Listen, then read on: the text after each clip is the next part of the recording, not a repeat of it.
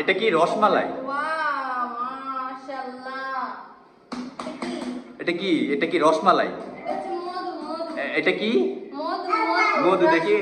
ও রসমালাই তো অনেক। কি পারতেছ না রসমালাই? না। বেশি বেশি ওজন তাই না? ওজন মিনিমাম 10 কেজি হবে।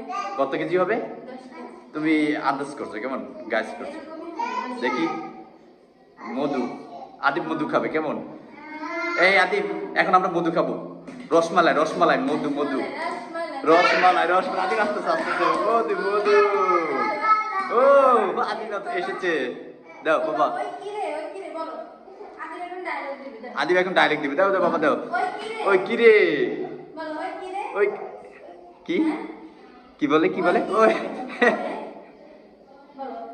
কি বাবা বলবো না? গাইজ আজকে বাজারে গিয়েছি। তরমুজের বাজারে হচ্ছে যে মনে হচ্ছে যে সবাই ঝগড়াঝাটি লেগে গিয়েছে। তারপরও তার মাঝখান থেকে আজকে একটা তরমুজ নিয়ে আসলাম মধু, যেহেতু এখন পুরো বাংলাদেশে মধু মধু শুরু হয়ে গেছে।